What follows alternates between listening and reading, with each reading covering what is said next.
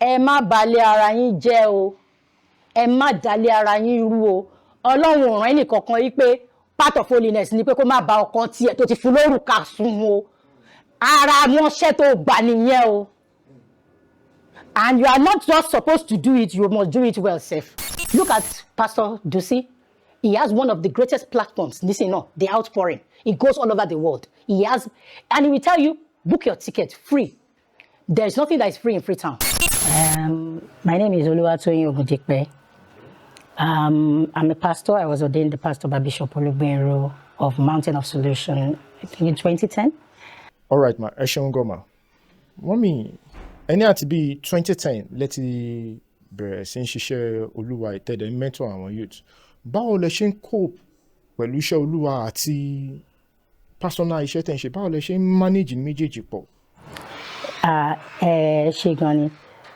Ṣé rí nǹkan tí ó bá wo èèyàn látọkàn yàn àbí nǹkan tí Ọlọ́run bá gbé fún yàn láti ṣe kì í ròyàn lójú. Ọlọ́run máa ń fún yàn ní ẹ̀pá àti agbára láti ṣe.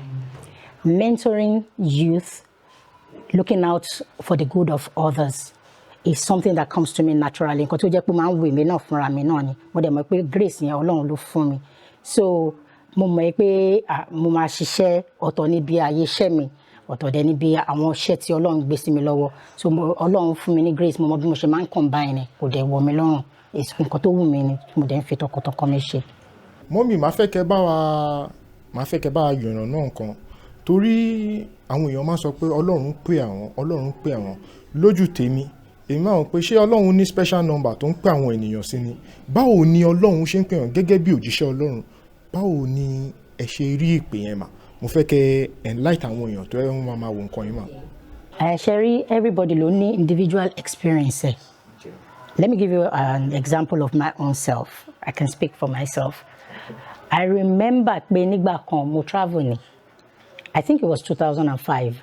I said I was ordained about 2010, but I received the call before then. I was on holiday. Níjọ́ yẹn mo sùn sí pálọ̀. Mo lie down sórí sofa báyìí. Ní mo kàn gbọ́ tí ẹ̀mí yẹn sọ fún mi, mo gbọ́ ohùn yẹn tó sọ fún mi pé kí n lọ gbé Bible mi. Pé kí n ṣí Isaiah 45. Kì í ṣe pé bóyá mo wà familiar pẹ̀lú Isaiah 45 as such nígbà yẹn. Mo dẹ̀ lọ ṣí. Ó dẹ̀ ń sọ fún mi pé that is your message. Ó dẹ̀ tún wá sọ fún mi ibi tí mo máa stress pé anything tí n bá ṣe fóun tẹ́ bá lọ wọ Isaiah 45 yẹn ẹ̀rí ó ní not for gain or reward, and that's why my motivation is not gain pé kí ni mo máa rí níbẹ̀ kí ni mo máa bóyá mo máa pawó níbẹ̀ bóyá mo máa ṣe nǹkan kan bẹ́ẹ̀. My motivation is to do it. I am propelled. Nǹkan tó máa ń tì mí, nǹkan tó máa ń encourage me, nǹkan tó máa ń motivate mi ni pé mo fẹ́ ṣe ìfẹ́ ẹni tí mo gbóhùn ẹ̀ enjoy yẹn. And after that mo ti gbóhùn ẹ̀ many times náà. Ṣé rí pé Ọlọ́run ò sọ̀rọ̀ yẹn ẹ̀yin lè fetí sílẹ̀ láti gbọ́. Ọlọ́run ń sọ̀rọ̀ bó ṣe ń sọ̀rọ̀ nígbà yẹn ó sì ń sọ̀rọ̀ nísìn fáwọn tó bá farabalẹ̀. Ó kàn yẹ pé bó ṣe ń bá olúkálùkù sọ̀rọ̀ ọ̀tọ̀ọ̀tọ̀ ni. Ẹlòmíì nínú àyà ẹ̀ á kàn mọ̀ pé nǹkan yẹn á kàn ṣẹlẹ̀ á dẹ̀ ní mo dẹ̀ rò kó tó ṣẹlẹ̀ yìí ó pé kílí kan lè ṣẹlẹ̀. Kò tí ì mọ gift yẹn ni láti mọ bó ṣe máa gbọ́ ohùn Ọlọ́run. Ẹlòmíì níbi tó ti ń bá àwọn èèyàn sọ̀rọ̀ báyìí, sometimes Bible sọ pé study the ants. Sometimes nǹkan tó ń ṣẹlẹ̀ around yín ẹ lè kàn máa observe. Nǹkan kan dẹ̀ wá sínú ẹ̀mí yín tẹ́ máa mọ̀ pé ó dà ní pé Ọlọ́run try láti connect, Ọlọ́run try láti whisper nǹkan kan fún yín ni. So it's about the human being. It's about us as individuals trying to understand the way and mannerism of God and His voice. Only my sheep, they hear my voice. Wọ́n dẹ̀ máa ń mọ̀. So ṣé sheep ni wá ni àbí goat? Ọmọ bàbá wa á gbóhùn bàbá ẹ̀. So bẹ́ẹ̀ ni. Mọ́mì, ẹ ṣeun gan ma. Ṣé rí gẹ́gẹ́ bí Isaiah 45 tẹ́ ní ẹ̀mí Ọlọ́run sọ fún yín pé kẹ̀kà yẹn, ó wá gbé mi wá sí ọ̀rọ̀ nǹkan tó ń ṣẹlẹ̀ lọ́wọ́lọ́wọ́ torí láti bí ọ̀sẹ̀ méjì sí mẹ́ta lórí afẹ́fẹ́ a ti rí àwọn ọ̀pọ̀lọpọ̀ ènìyàn tí wọ́n ní different opinion lórí nǹkan yẹn. Nǹkan yẹn má dẹ̀ fẹ́ kẹ́ bá mi enlighten mọ́ bóyá lóòótọ́ nǹkan táwọn ẹni yẹn ṣé wọ́n right àbí wọ́n wrong. Òun ni bí Pastor Fẹ́mi Lazarus tí àwọn èèyàn drag ẹ̀ tóun náà drag wọn pé tó bá invite olórin kó wá minister nínú church wọn pé wọ́n charge. Mọ́mì, ṣé gẹ́gẹ́ bíi pé wọ́n wá ń ṣiṣẹ́ fún Ọlọ́run ṣé wọ́n lẹ́tọ̀ọ́ láti ṣe kíni láti máa béèrè owó òun ni mo ṣe ní òkè torí nǹkan tẹ sọ́nsìn ní ẹ̀pa Isaiah 45 yẹn kò really clear sí mi bẹ́ẹ̀ ni. ṣe rí ẹnì kankan ò lè sọ pé òun mọ nǹkan tó ń ṣẹlẹ̀ nílùú nísìnyí pé there is a raging conversation in the Christian world now about pé ṣó yẹ káwọn èèyàn máa charge kì í ṣe pé fáwọn olórin nìkan o àwọn ministers míì náà ń charge o ṣùgbọ́n ẹni tó bá ti jẹ́ pé awuyewuye ariwo ti pọ̀ nípa tiẹ̀ làwọn èèyàn máa sọ. Now the funny thing about this ni pé ọ̀rẹ́ mi kan pè mí pé kí ni mo rò nípa ọ̀rọ̀ yẹn láìpẹ́ tí mo dẹ̀ sọ fún yín pé mi ì lè sọ fún pàtó wípé okay ó wrong o àbò right fún wa láti charge ó depend lórí nǹkan tó bá motivate olúkálùkù. The Bible says the zeal of the house of the Lord has consumed me. Ìyẹn ni pé iṣẹ́ nǹkan Ọlọ́run mi yìí ó ti mú mi lọ́kàn pé mo gbọ́dọ̀ ṣe. Ṣé bí wọ́n sọ pé Pastor Nathaniel Bassey wọn kì í charge. Pastor Dunsi wọn kì í charge. Wọn ò ní charge nítorí pé Ọlọ́run tó pè wọ́n ní confidence pé Ọlọ́run yẹn á bọ́ àwọn. Mi ò lè wá sọ nísìnyí tó bá yẹ pé bíi pé nísìnyí ojoojúmọ́ personally now let me use myself as an example. Mo máa ń gbàdúrà pé k'Ọlọ́run fún mi ní opportunity pé kí n rí ibi bá àwọn èèyàn sọ̀rọ̀ Ọlọ́run. Because when you have the gift of God in you, when you have the word of God in you, you want an opportunity to be able to express, you want an opportunity to be able to talk to people, tó mọ̀ pé ó máa bless wọn. Okay? So tó bá fún mi ní opportunity yẹn kó jẹ́ ní kutu wenje kó jẹ́ anywhere, mo dẹ̀ mọ̀ pé mo lè afford láti gbéra mi lọ síbẹ̀. Má lọ síbẹ̀ náà. Mi ò wá lè débẹ̀ nísìnyí. Kó jẹ́ pé bó ṣe ń pè mí nísìnyí lọ́wọ́lọ́wọ́ báyìí. Mo wá ń sọ fún ẹ pé kí n tiẹ̀ tó dìde rárá èló lẹ máa san fún mi. Ó ti di transaction nìyẹn náà. Ó dàbí bí mo ṣe ń ṣiṣẹ́ báyìí nísìnyí. Mo fẹ́ gba contract wọ́n pè mí níbì kan ìpọ́n fẹ́ gbéṣẹ́ fún mi. The next thing nísìnyí pé mo máa bá wọn negotiate pé èló lẹ máa san kíní kan kíkan bẹ́ẹ̀. Ṣé ó yẹ ká wá tún gbé yẹn náà wọnú iṣẹ́ Ọlọ́run wípé wọ́n pè mí pé kí n wá kọrin. The next thing tí mo dẹ̀ ti bẹ̀rẹ̀ sí sọ ní wípé èló lẹ máa san fún mi òkìtì àkọ́kọ́ tó dìde lé rárá o èló lẹ máa san o. But then Bible sọ pé tí a bá minister sí wọn spiritual things wípé káwọn náà minister back to us in the physical ojúlówó ohun tó yónú náà ẹni tí ò ṣiṣẹ́ ju iṣẹ́ tó ń ṣe yìí lọ ẹ wá pè ẹni kó wá minister ẹ fẹ́ kó fowó ara ẹ̀ wọ mọ́tò wá ó ní band tó ń kó bọ̀ ẹni pé kó fowó ara ẹ̀ kó sanwó fáwọn band yẹn ó tún wá débẹ̀ ó kọrin ó ṣe tán kò pèsè ibi tó máa sùn sí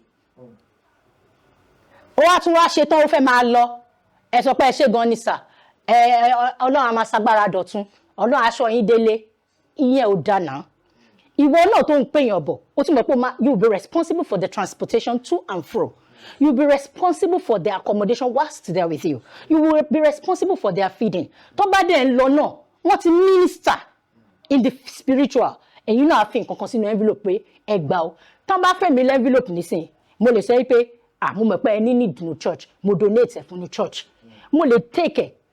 It reminds me of something that happened one time mo máa ń béèrè lọ́wọ́ Ọlọ́run torí pé gbogbo ìgbà náà máa ń sọ pé Ọlọ́run fẹ́ràn David gan Ọlọ́run fẹ́ràn David Ọlọ́run fẹ́ràn David ó máa ń jẹ mí lọ́kàn mo dẹ̀ ní kíní kan I have a kind of relationship with God tó yẹ pé the Bible says when you seek him with all your heart in Jeremiah you will find him so mo máa ń béèrè question lọ́wọ́ Ọlọ́run tí nǹkan ò bá yé mi and to the glory of God tó bá yá díẹ̀ màá rí answer sí kíní yẹn Ọlọ́run á jẹ́ kó yé mi ìgbà yẹn mo máa ń wonder pé kí ló dé tọ́lọ́run fi fẹ́ràn David kan níjọ́ kan mo wá ń ka Bible mo wá débì kan nínú Bible mo wá rí ipe David ń gbòǹgbẹ ṣé mo pé ó ti ń sá káàkiri wọ́n ti lé kúrò ní Israel nítorí pé ọba tó wà lórí oyè nígbà yẹn Saul ó ti gbọ́ wípé Ọlọ́run fẹ́ fi David replace òun pé kì í ṣe ọmọ òun Jonathan ló máa take over after òun so ó wá lépa David láti pa as a result of that David ran away and he was with some men tí wọ́n pè ní vain men tán wá di gallant men àwọn ọkùnrin yẹn wọ́n wá wà ń bẹ̀ David ò mọ̀ pé wọ́n ń gbọ́ níbi tí wọ́n sápamọ́ sí pé a kú sí ní Jerusalem mọ́ ó ní ògbẹ́ omi Jerusalem dẹ̀ ń gbẹ mí how I wish I could get water from the well of Jerusalem wípé but a kú ti sá kúrò nílùú mi ò lè get ẹ̀ àwọn ọkùnrin yẹn torí ìfẹ́ tí wọ́n ní sí David they went out of their way without telling him they risked their lives because àwọn èèyàn mọ̀ wọ́n mọ́ David. The same way David was trying to save his life by running away from Jerusalem. They too, they should not show their faces there. But they risked it and they went to Jerusalem. Somehow, they got that water and they brought it and they gave it to David. David dẹ̀ wo mi ẹ báyìí pé èmi ẹ̀jẹ̀ lélẹ̀ kì í ṣe omi lásán. Tó bá jẹ́ pé mú wọn ni wọ́n ti pa wọ́n. They went through such, they risked it all just to get this water for me. Bible sọ pé ó dúpẹ́ lọ́wọ́ Ọlọ́run. Ó dẹ̀ dá gbogbo mi yẹn sílẹ̀ láti fi worship Ọlọ́run. Ìgbà tí mo ka kíní yẹn, ẹ̀mí yẹn dẹ̀ sọ fún mi, ó ló ń bi mí léèrè ìdí tí mo fi nífẹ̀ẹ́ David. Ó ní èèyàn mélòó ló máa ro omi tó ń gbòǹgbẹ fún, omi tí nǹkan tí ọkàn ẹ fẹ́, nǹkan tó pọ̀ ẹ̀yàn at that time. You had the opportunity to get it. Rather than take it to yourself, you felt that the person that deserved that kind of honor, because you considered it to be honor, to drink of that water, you poured the whole of it to God. Ọlọ́run ní pé ṣé mo mọ̀ pé scenarios mẹ́ta ló lè play out. He could give thanks to God and pour out of the water to God and drink the rest. He could give thanks to God and drink all of the water by himself. He could give thanks to God, which was what he chose to do, and pour all the water on the floor to worship God. God made me to understand pé kò sí option kankan tó mú tó wrong. But he chose to give it all to God. Ìyẹn ni pé inú ìhà tó kọ sí Ọlọ́run bó ṣe fẹ́ràn Ọlọ́run tó bẹ́ẹ̀ gẹ́gẹ́ náà ló ṣe rí. When it comes to topic and discussing, Ọlọ́run tó pè ẹ́, Ọlọ́run tó ló fẹ́ràn. See, it's about what motivates you. If your motivation is that God called me to do this work, the thing that drives me is any opportunity to be able to talk about that God, then it would never matter to you at that point that they are inviting you. I make bold to say this, that the first thing you're going to be doing is transactional. No! If at the end of the day, like a pastor friend of mine, see wọ́n sọ bí ó ṣe dùn àwọn gbà táwọn lọ minister back nìkan tó yẹ pé it took him about almost 5,000 to get there and back to his place. They gave him 1,500 in an envelope. After tó yẹ pé lójú ẹni yẹn not ti gba over 150,000 nínú program yẹn. Ìyẹn wrong. But that's not to say he still went back there, he's still ministering in that place because iṣẹ́ Ọlọ́run ni mo ń bá lọ. But ṣé ìyẹn wá justify nǹkan táwọn people yẹn ṣe? No. The Bible says he that knows what is right and does not do it, only it's a sin. Ẹ fi wọ́n lẹ̀kan ṣẹ̀ṣẹ̀ tí wọn. Ìwọ kọjú sọ́lọ́run ẹ̀ tó ń serve. God knows how to reward those who diligently seek him and do his work. The Bible says the zeal of the house of the Lord has consumed me. When you are filled with the zeal to do the things of God, when you are filled, it is all about God for you. It will not be for you as for gain or reward.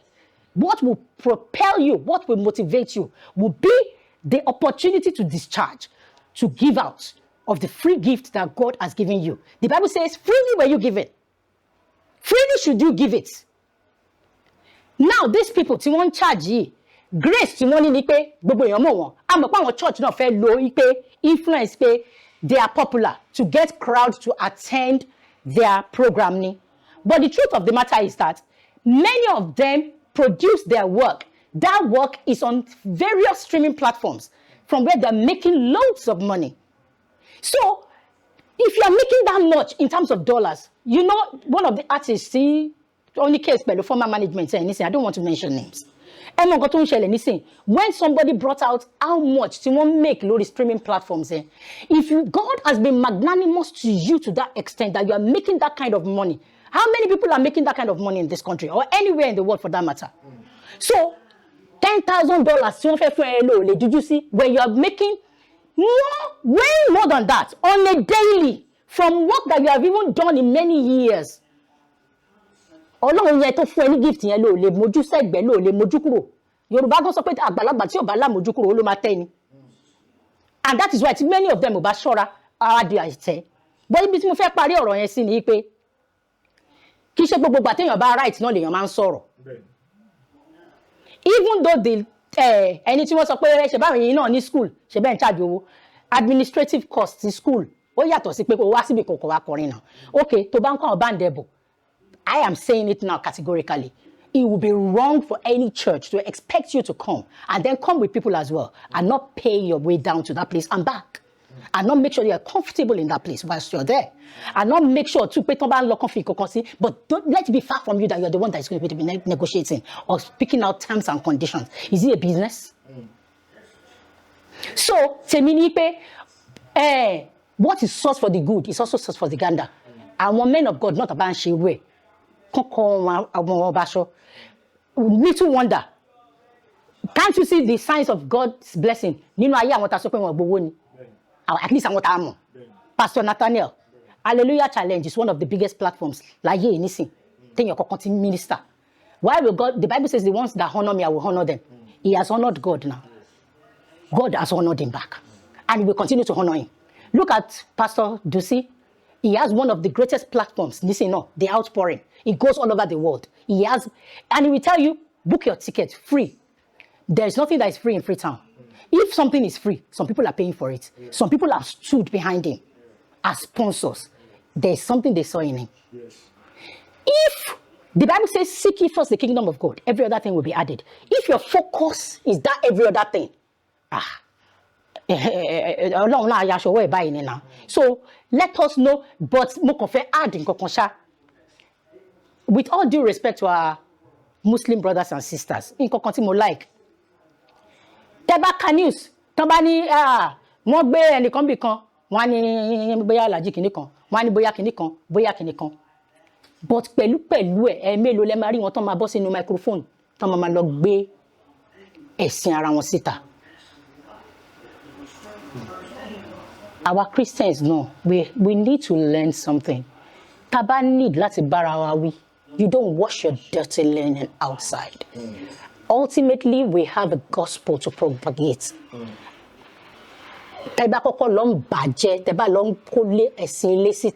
How do you preach the gospel to people? So, tí ọmọ yín bá ń ṣẹ̀, kò dìgbà tẹ́ bá gbé síta tẹ́ lọ ń sọ fún gbogbo ayé pé ọmọ yín ó ń ṣẹ̀, ọmọ mi ń jalè, ọmọ mi ń ṣe, kí ló tẹ́ bá wí inú ilé? Pé ìta láti wá ń ṣe. Ó ṣe wá jẹ́ ta láti wá lọ ń polongo ara wa, ta ló ń bara wa jẹ́. Nígbà tá bá bara wa jẹ́ tán, báwo la ṣe wá fẹ́ fúnra mọ́ fáwọn tá la fẹ́ preach fún? Please, let's watch it. Let's watch it. Let's respect for God and for his kingdom and his word. Be the one that is propelling us to be. Because sometimes too, I wonder when I listen to some of them, do you have a personal grouse with people?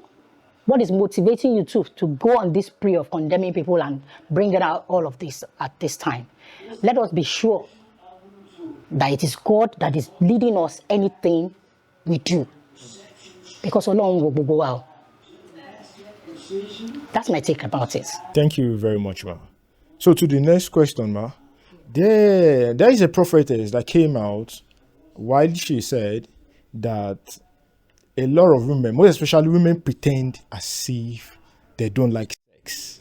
That's what she said. That after you finishing having sex with your hobby, tell him good job. Like, appreciate him. That don't pretend that she hates it. So when I saw that, and I felt like, as a prophetess, a spiritual person, does it really make sense to come out and talk about this thing? So thank God she is a prophetess, and I am talking to you now as a prophetess. Do you think what she does, or the way she said that thing, does she really make sense? What is your take on this issue, ma? Basically, what my understanding of this is that you want to know if it is right for ministers of God to discuss on the pulpit. Exactly. It's not a part of life. Yes, it is part of life. But I felt like it's a secret thing that we should be hiding, especially the area of whether women should be expressive about whether they enjoyed it or not. Exactly. As Christians. Yeah. Let me tell you, pretense. Okay.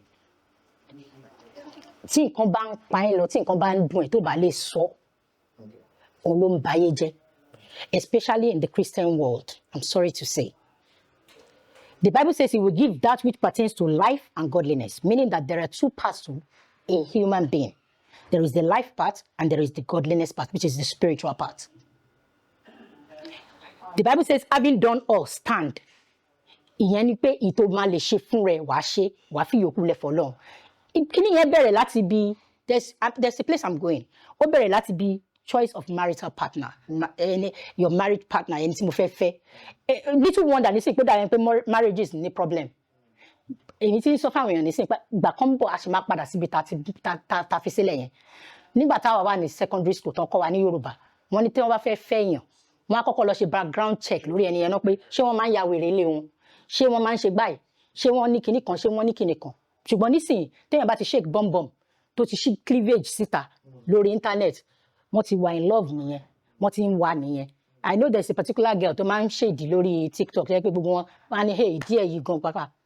People have lost focus, especially our youth wa. Okay. I am not of the school of thought yìí pé kẹ́ máa lọ bá pastor ẹ̀ bá prophet yìí pé kó bá mi pray pé ta ni mo máa fẹ́. My own is tí o bá ti rí èèyàn tẹ́jọ like ara yín, the Bible says a man will go out. A lọ pick fún rẹ̀, a choose out of many.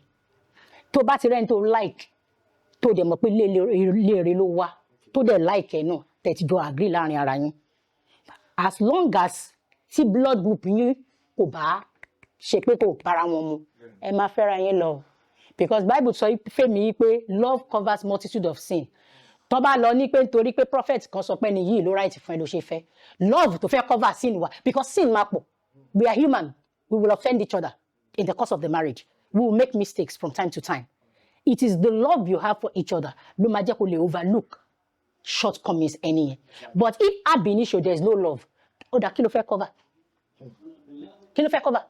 When the sins come, and they will come. Yeah? So, you know, prayerfully make your choice. Tó bá ti rí pé o ti ń like èèyàn kan, but it is expedient pé kó like èèyàn. That's why tó yẹ pé don't put yourself under unnecessary pressure. Yí pé mo ti ń dàgbà o, hey, everybody else has gotten married, everybody else is looking at me somehow. Don't, bàbá téèyàn bàbá lọ sọ́jà ló máa ń kọjú sí.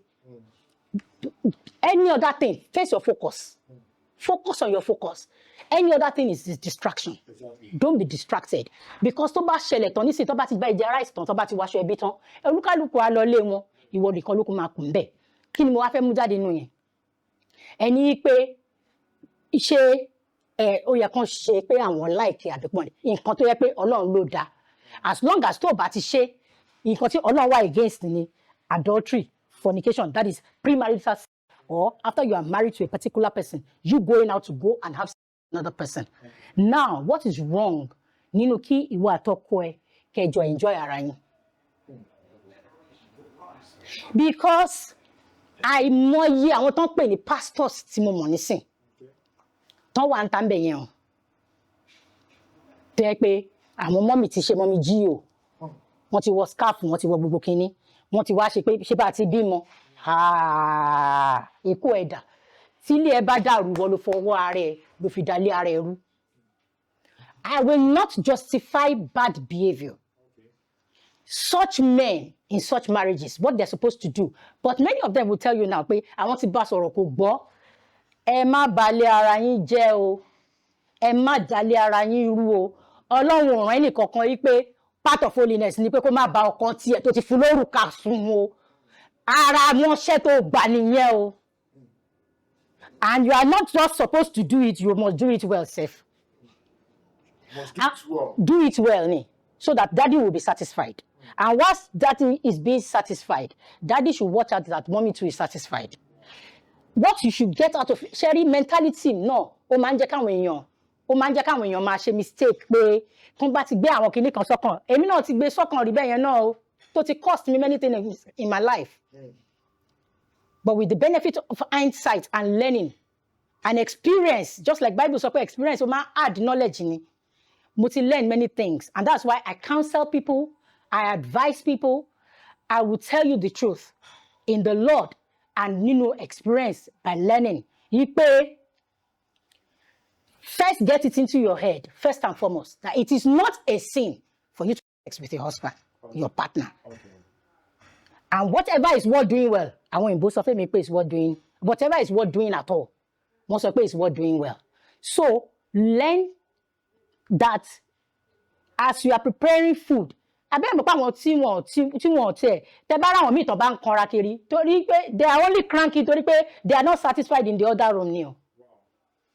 And this thing has nothing to do with pé bóyá èèyàn wá born again àbí èèyàn born again. Man that is born of a woman lọ́lọ́run pè wá àìṣe spirit o. So please ẹ má dalé irú. That prophetess that you mentioned has not done anything wrong. But she máa ń sọ nǹkan packaging ló ń bá, just like one of my pastor friends will say pé packaging máa ń ba life àwọn èèyàn púpọ̀ jẹ́ ẹ kàn máa package wọ́n lè máa sọ pé ẹ holy tó bá ti holy tọ́lọ́run ti sìn ẹ́ délé ọkọ rọra gbé holiness sex ẹ̀ sẹ́gbẹ̀ẹ́ kò ṣe nǹkan tó yẹ kó ṣe nínú ilé ẹ̀ ẹ̀tọ́ ẹ̀ ni kò ṣe dáadáa. Ẹ ṣeun gan ma láti lè round up gbogbo àwọn nǹkan tẹ́ ti bá a sọ látẹ̀kan nǹkan kan tí mo kàn tún fẹ́ béèrè ni pé mo ti rí ọ̀pọ̀lọpọ̀ àwọn òjíṣẹ́ Ọlọ́run tó yẹ pé wọ́n máa ń tákù ara wọn wọ́n sọ pé irú ìwọ òjíṣẹ́ Ọlọ́run yìí ò lè wọjọba ọ̀run ìwọ ǹjẹ́ ṣé alẹ́tọ̀ láti máa criticize ara wa pé ìwọ yìí irú ẹ̀ yìí ò lè wọjọba ọ̀run ǹjẹ́ ṣé alẹ́tọ̀ mà gẹ́gẹ́ bí. What I have a problem with is people doing it outside. Okay. Because àwọn gan náà wọ́n wá tension. Okay. Tí ẹ bá fẹ́ tẹ́ bá rí pé èèyàn rìn ìrìn ẹ̀ kò kì í ṣe déédéé ẹ wá àwọn tó mọ̀ tẹ́yìn ò bá mọ̀ ẹ wá ọ̀nà láti communicate fún ẹni tó ń ṣe nǹkan tí ò dá náà ṣe fẹ́ sọ pé kò mọ̀ pé òun ò ṣe nǹkan tí ò dá. Bible sọ pé the same we ask for the grace of God but we don't have the magnanimity to extend the grace to other people. Tẹ́ bá lọ ń wọ̀yàn lẹ̀ tẹ́ lọ ń ṣìdíyàn síta kí lẹ fẹ́ gé níbẹ̀.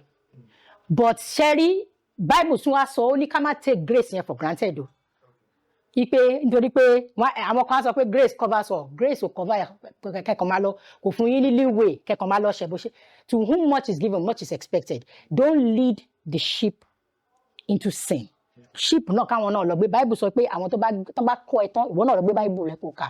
Sherry nǹkan tó ń dùn mí nísìnyí ni pé if I have that opportunity kí n sọ fáwọn èèyàn pé Christianity ní sí mi mọ̀ nǹkan ta sọ́dà. A ti sọ di bí routine pé ká máa lọ church, routine ni ká máa ka Bible, routine ni ká máa sọ pé kinní kan. It's not supposed to be routine. Okay. It's supposed to be a way of life. The Bible is supposed to be, the Bible says you behold your face in the mirror. Tí n bá tọ́ lipstick mi nísìnyí, tí n bá ṣe makeup, tí n bá wo mirror, the purpose of looking at the mirror is not for looking sick. It's for me to be able to see pé kinní tí mo ṣe is so fine. Àbí mo need láti adjust nǹkan àbí bákan. Bible sọ pé Bíbélì wa ò ní mirror wa láti mọ̀ bóyá à ń ṣe bó ṣe à ń rìn déédéé nínú Ọlọ́run. Ṣùgbọ́n sí Bible yẹn nísìnyí sáwọn èèyàn ń kà á wípé kán lè rí ara wọn tán kán lè ṣe àtúnṣe. I've seen that a lot of people are not doing that. People are reading the Bible to get power to be able to fight the devil. To be able to say, God, you must give me money. God, make my life better. God, give me long life. There is more to serving God. God is not God that is just up there with power and you're just saying, hey, God, how you good? Are you good? How you doing this morning? Give me a miracle there. No! You are in a relationship with Him. You are serving Him with all your heart. But He has expectations of you. And He has stated those clearly in His Word. Read the Word so that the Word can change you, that you will become a better version of yourself. If you go to the Bible and to the school every day and you don't learn anything, kini purpose? The same way to bá lọ church lójoojúmọ́ tó ń ka Bible. Bible yẹn ó yẹ kó máa rí àwọn changes nínú life ẹ. Tí àwọn bá wá rí àwọn changes nínú life ẹ and ìwọ tó bá tún wá gbé rẹ as a pastor, the Bible says this kind of things should not be had amongst us. Àwọn nǹkan kan wà. When I was a child, the Bible says I behaved like a child. Mo ti dàgbà nísìnyí àwọn nǹkan kan the streets of Askelon. Àwọn nǹkan tí ò bá yẹ kán bá lọ́wọ́ wa, àwọn ìwà pálapàla, àwọn ìwà burúkú. Bóyá à ń ṣe ní kọ̀rọ̀ ni o, bóyá à ń ṣe ní gbangba ni. Tó bá ṣe ń kọ̀rọ̀ Ọlọ́run rí ẹ. So there is no hiding place. So tí èèyàn bá ń ṣe lóòótọ́, tí Yorùbá gan sọ ó ní tí mú bá ń ṣe pé ó ní ká fi hàn. Ṣùgbọ́n ṣá wa need láti máa lọ, just like I said before, need láti máa lọ open dirty line wa ká máa lọ fọ́ǹtà. Àìwá ọ̀nà tá máa fi pè sí kọ̀rọ̀. That's why táwọn mi máa fi ń ṣe mistake. Mo fẹ́ bọ́kọ ìwé àfẹ́fẹ́ ìyàwó ìwé wa lọ ń ṣe lójú gbogbo ayé àgbà sódì if tó bá jẹ́ pé nǹkan tó ń ṣe yẹn kò dá lóòótọ́ but tó bá pè sí kọ̀rọ̀ tó rà sọ fún tendencies that they will listen and change